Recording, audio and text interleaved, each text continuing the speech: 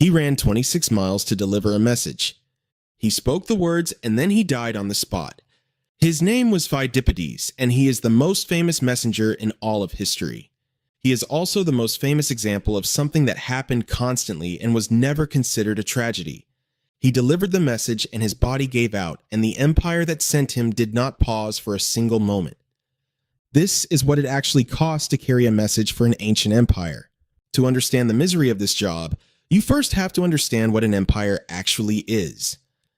Whether it is the Persian, Roman, Inca, Greek, or Mongol Empire, an empire is a massive territory held together by a fragile web of logistics, military force, and taxation. Without communication, that web disintegrates completely. Without communication, a general on the frontier cannot be commanded. Grain taxes cannot be collected, and rebellions cannot be crushed before they spread into something unstoppable. In the modern world, a message travels across the globe in milliseconds with no human cost whatsoever. In the ancient world, every royal decree, every battle order, and every desperate plea for reinforcements had to be carried on the body of a human being. Ancient messengers were the nervous system of every great empire, the blood running through its veins. And yet, the men who carried these messages were among the most expendable, overworked, and abused people in the ancient world. The empire did not view them as essential workers or as men deserving of recognition. It viewed them as flesh and bone machines designed to run until their bodies gave out and then be replaced without ceremony. Brutal reality 1. The job was designed to destroy the body. In ancient Greece, professional couriers were known as hemerodromes, a word that translates roughly as day runners. These were not casual athletes out for a morning exercise. These men were expected to cover anywhere between 50 and 150 miles per day across grueling mountainous terrain, with no roads, no support, and no rest. They ran in blistering Mediterranean heat, in freezing winter rain, and in blinding dust storms, because the message had to move regardless of what the weather was doing to the man carrying it. What fueled these feats of endurance was not a specialized athletic diet or any form of nutritional preparation. They were sustained by nothing more than dried figs and water. The physical toll on a man's body was catastrophic across even a single career.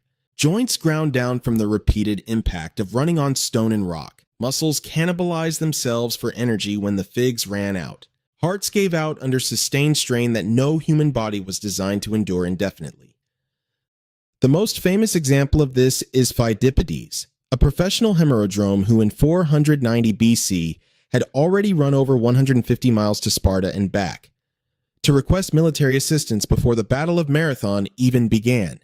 When the Greeks achieved their victory over the invading Persian army, the commanders needed to send word to Athens immediately, a city waiting in absolute terror for news that would determine whether it survived or burned. Exhausted and running on what was left of his body, Pheidippides ran the 26 miles from the battlefield to the city.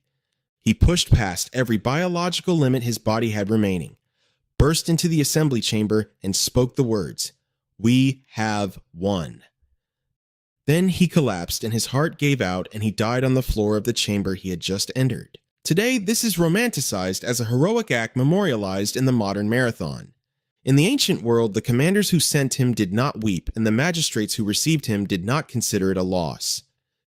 To the empire, Pheidippides was a tool that worked exactly as intended. He delivered the message, and then he broke, and that was the job done correctly. Brutal reality 2. The road was a death trap and capture meant torture. When a messenger stepped outside the relative safety of a city gate, he entered a wilderness that had no interest in his survival.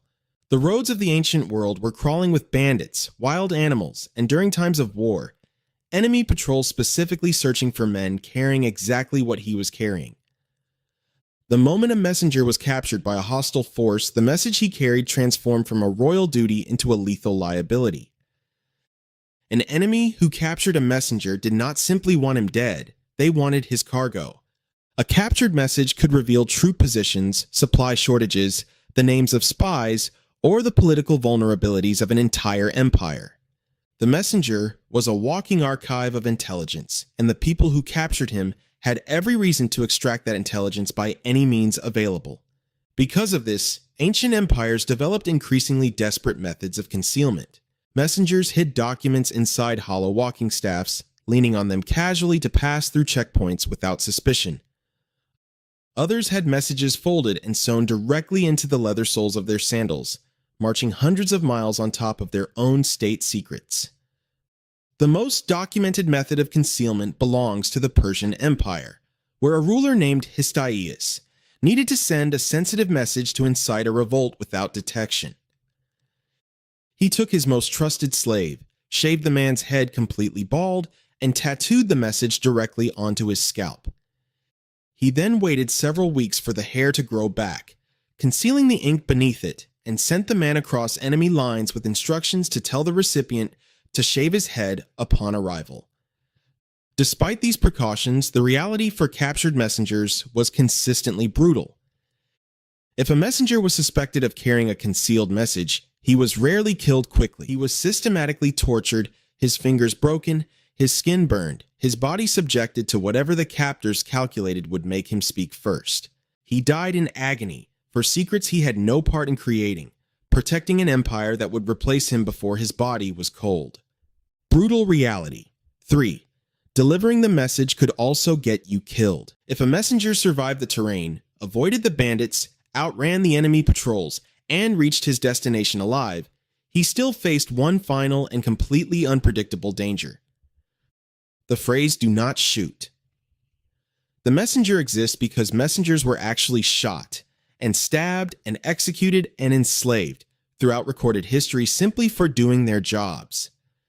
Picture a Persian courier who has ridden for 10 days across open desert. His horse is dead. His lips are cracked from dehydration, and what is left of his body has been kept moving by nothing but the knowledge that stopping means failure. He is ushered into the throne room, kneels before the king, unrolls the dispatch, and reads the words aloud. The message says the king's army has been destroyed, a province has fallen, and the enemy is advancing. The king cannot punish the general who lost the battle because that general is hundreds of miles away. He cannot punish the enemy commander because that man is behind enemy lines. He can punish the man kneeling in front of him, and his rage finds that target immediately. Plutarch documented this pattern extensively across the Persian and Roman empires, kings and despots executing couriers who delivered news of military defeats, blaming the bringer of the information for the information itself. A messenger's survival depended entirely on the mood of the man receiving the message, and there was no way to determine in advance what that mood would be. If the news was a victory, the messenger might receive a coin and a cup of wine. If the news was a defeat, he was treated as an accomplice to the failure and removed from the throne room permanently. He had run himself half to death to ensure the king was informed, and his reward was a sword to the back of the neck in the courtyard outside. Brutal reality 4. The empire remembered the message and forgot the man. In every ancient empire, the messenger was essential to the system and entirely expendable within it. The Persian royal road, the Roman cursus publicus, and the Inca Chaki relay network were all built on the same foundational assumption that individual messengers could be replaced instantly and at no meaningful cost. When a messenger was captured, tortured, killed by bandits, or executed by a furious king, the system did not pause. The commanders went to the barracks, selected another young man with a strong body and no better options, handed him a satchel, and told him to start running. There was no pension for a messenger who survived a career of service. There was no monument for a messenger who died delivering a message that saved a city. There was no record maintained of the men who carried the orders that held empires together. And here is where the history becomes genuinely difficult to sit with. The messages these men carried, the battle orders that reshaped the borders of empires, the diplomatic letters that prevented catastrophic wars, the tax records that kept entire cities from starvation, were treated with absolute institutional reverence. These documents were cataloged, rolled into clay jars, stored in grand imperial archives, and protected from the elements across centuries. Many of them survived long enough to be discovered by modern archaeologists and have permanently changed our understanding of the ancient world. The men who bled on Rocky Mountain passes to deliver them survived in no record at all.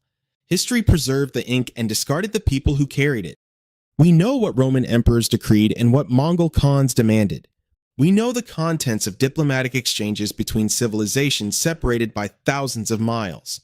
But aside from Pheidippides, who is remembered only because he died dramatically enough to become a legend, not one of the thousands of men who physically carried those communications across the ancient world has had their name preserved. They died of exhaustion on mountain passes no one mapped. They were buried in unmarked graves beside roads that have long since crumbled.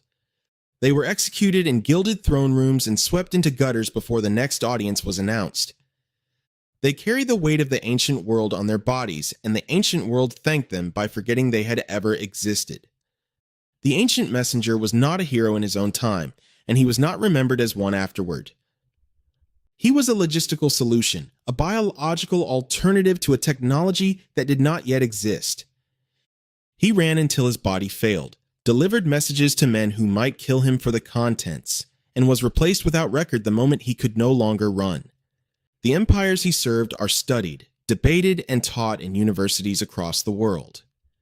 The orders he carried shaped the borders of civilizations that still influence the modern world.